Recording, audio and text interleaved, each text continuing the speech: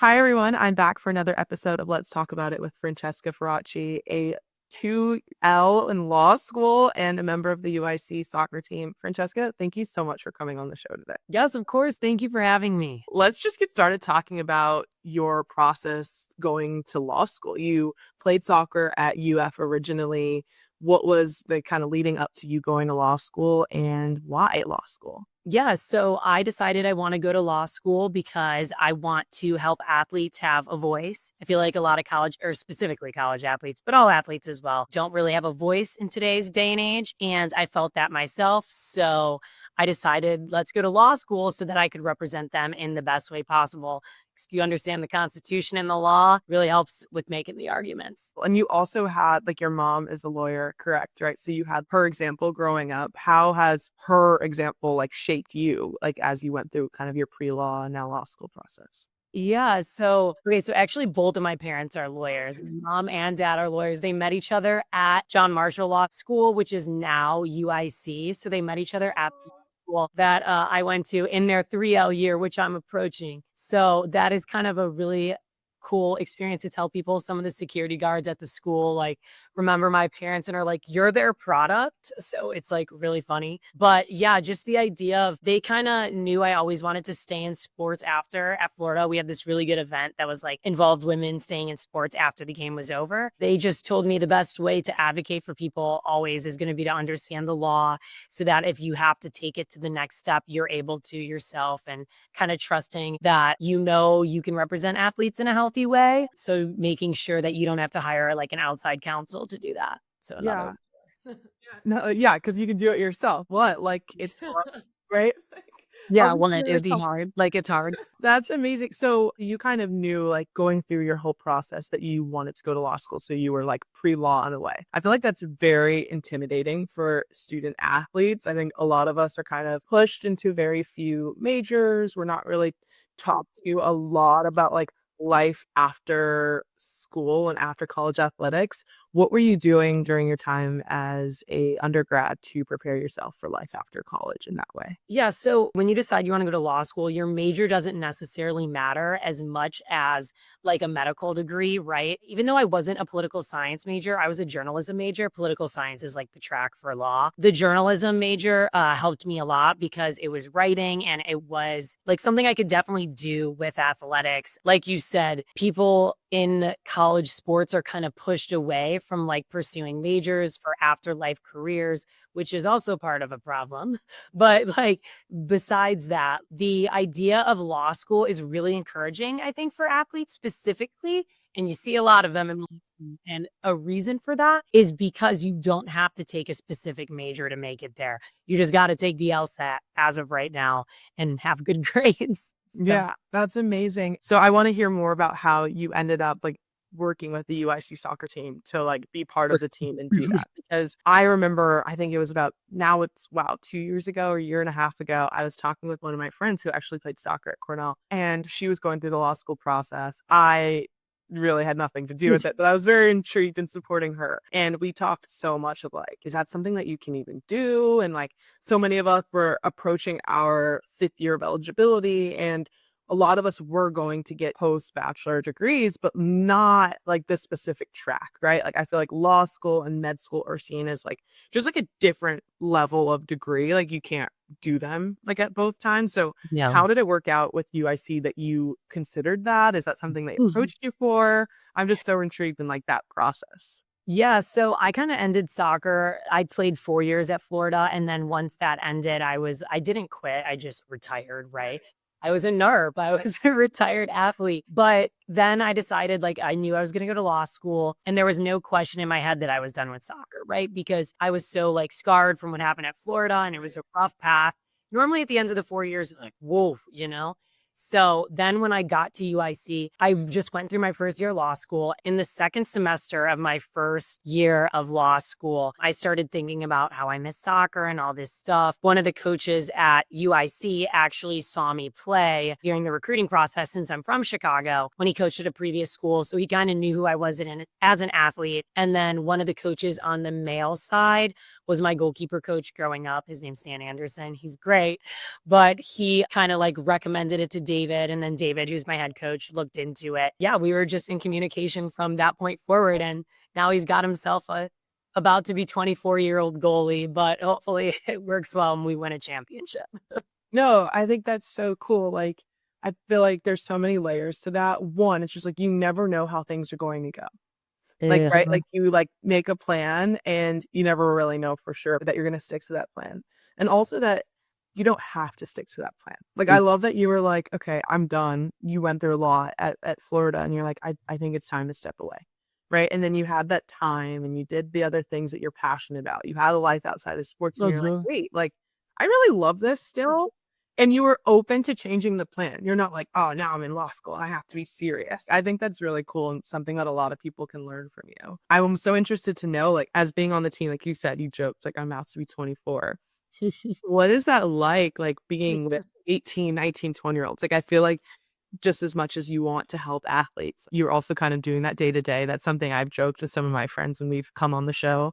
We talk about being a grad student and being Mhm. like 22 or 23 with Yeah. 18-year-olds. Like, it's gotta be weird and different. Yeah, so I think that for me, at least, I think of the 2 communities I'm really a part of, right? So I think of the soccer community, which is obviously a big part of my day, all the athletes know, and then I think the law community, which all the law students know is a huge part of your day. Even though, like, I have an 18-year-old on one team and then, like, a 35-year-old in my law school class, the idea of learning and maturing from all of them has really helped me grow as a human being. Like, the 18-year-olds have taught me things. They've scored goals on me, kind of been a mentor for some of them, or I hope I have. And then the same thing with the law school people. Some people who are more experienced in the law field, someone who actually works at my firm with me now has taught me a lot of stuff because she's just had more experience. But I've been an athlete like my whole life, you know, I haven't had a lot of time to do separate jobs. So I think it's the idea of being in the different age groups with the different people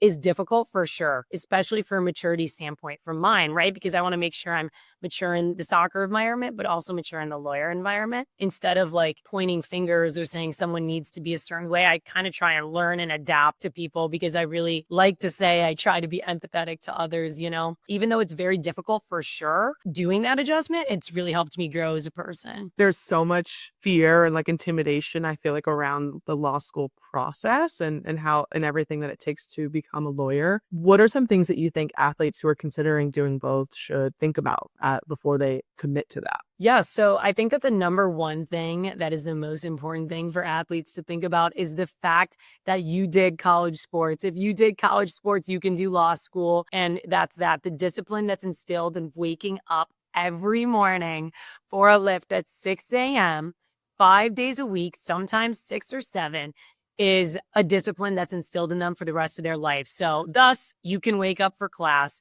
you can study late nights, you can go to court when you become a lawyer, or you can represent people to the best of your ability. I think that the discipline that's installed in athletes should not fear them away from law school because, if anything, it didn't fear me away, but I was definitely scared. Sure. And then I got there and I was like, ooh, this person doesn't have a day to day schedule.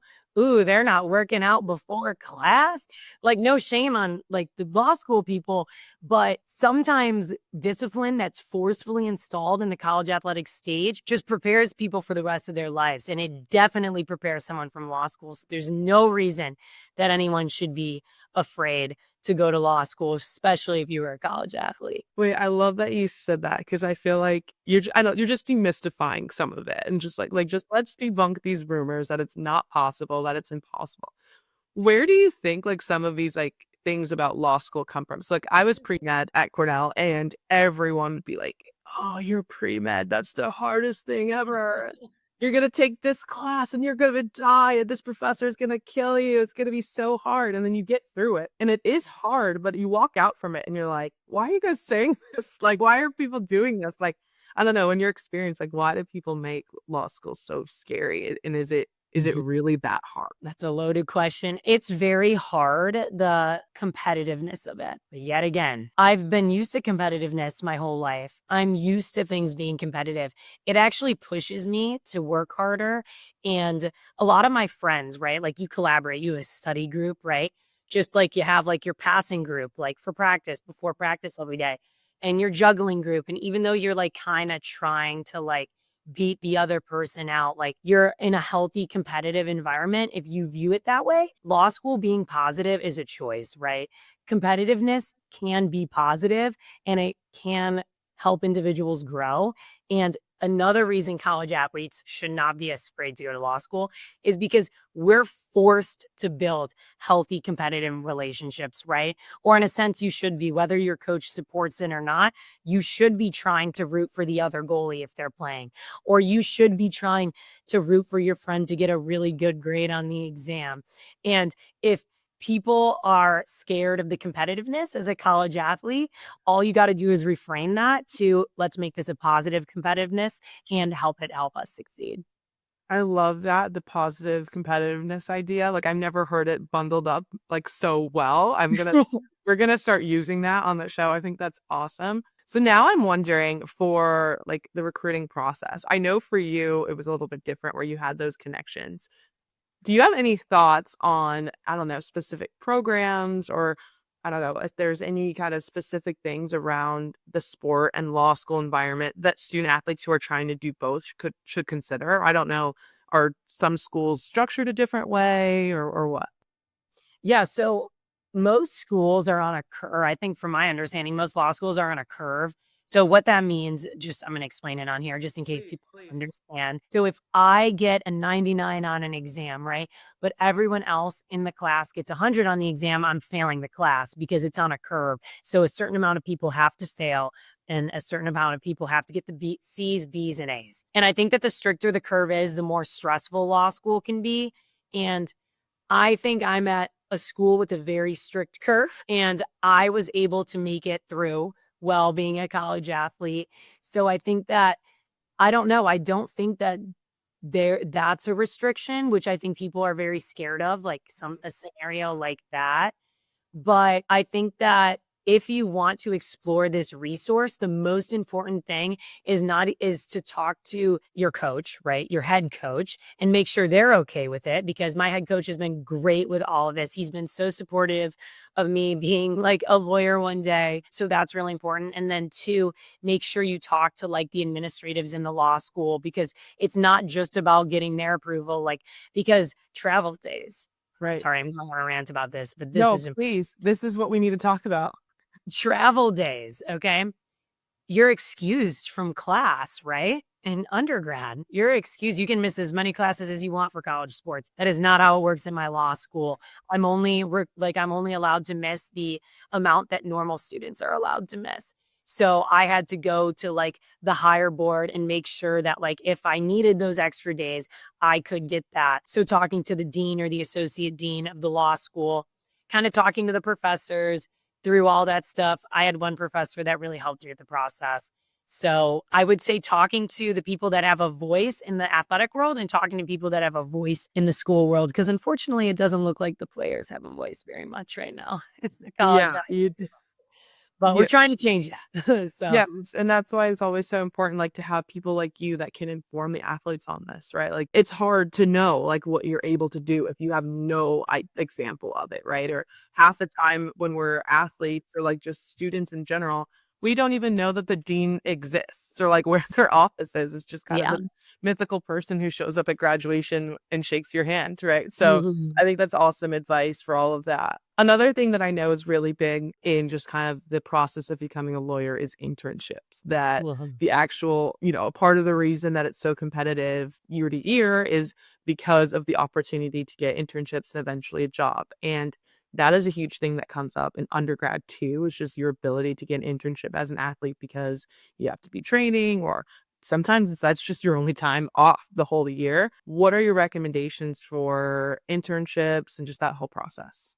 Yeah. So my first recommendation is to use your resources, right? At Florida, we had specific people that helped us with that. I'm not sure if all universities have that, but if you have that at your university, please take advantage of that, because they're the people that helped me get my law firm internship slash first job in Gainesville. So I was able to spend the second semester in my last year there, which was really nice. And so that's my first piece of advice: use your resources. My second piece of advice is probably just to make sure that you stand up for yourself. You let your coach know. That's like for me, summer from a certain date to a certain date is not mandatory. Coaches can say can say it's mandatory as much as they want and put all this pressure on these kids, which I don't agree with. But it is not mandatory. That summer is for you as a women's soccer player in the fall. I know for a fact that summer until the first day of preseason is for you to develop not just as a player by doing your summer program, even though that's very important. Everyone should still do that. Also to develop as a human being. Off times in college sports are to develop as human beings. That's why we have them in college sports. That's why we have them in professional sports. That's why we have them in high school sports even. You have to develop, you're more than an athlete. I know everyone says that, but developing those skills through internships are extremely crucial if you want to work in the law force. And the only way you're going to be able to do it while being a college athlete, like thinking about the future of going to law school, is sticking up for yourself. And if you want to be a lawyer, good time to practice. I feel like a lot of athletes get worried about like where or how they'll do these internships because, a lot of people go and move to another city for the whole summer or they go home for the whole summer. You actually were able to stay in Gainesville during that second semester of your senior year. What are some like specific maybe titles or internship type programs that athletes might want to look for that could work with all of their commitments? Yeah. So typically prior to going to law school, a job that athletes should look for is like a legal administrative assistant. I did that for my mom's law firm, which is the one I work at now. But I did it before I went to law school and then before I got that internship in Gainesville. And then the internship I got in Gainesville was like a pre-law school law clerk. And those are typically the opportunities. I would highly suggest reaching out to anyone that works in the law field. And now you all know me. So you're all chance you can reach out to me or reaching out to smaller law firms. They're always looking for legal assistants. And I know that people sometimes don't think they're cool because it's a smaller law firm, but actually that's where you get the most experience and learn the most. And then when you go to the big law firms, people are going to be really, really impressed. And this is very cliche because I know people say this a lot, but it is 110% true. The person at this firm right now with the most experience has worked at lower law firms, and she is by far the one with the most experience. So I love that. That is awesome. I feel like I am like ready to go to law school now. Listening to what you said, like I'm ready to get started. Um, Is there anything else that you want to add before we start wrapping up this episode? Just advice, things that you wish knew, just anything. as I've been trying to explain to athletes since AthleteCon, we want to make sure that athletes have a voice in the college space or the professional space. So just make sure whether you're a lawyer or not, I want every athlete that watches this episode to know their voice should be heard. And if it's not, like to seek help for it because you deserve to be heard. You deserve those rights that everyone does. I love that. Thank you so much for coming on the show today, Francesca. Thank you. I appreciate it. Hey guys, it's Sydney. I hope you enjoyed this episode of Let's Talk About It. If you did, make sure to leave a review and send it to a friend. Let's keep this conversation going. I'll see you guys next week.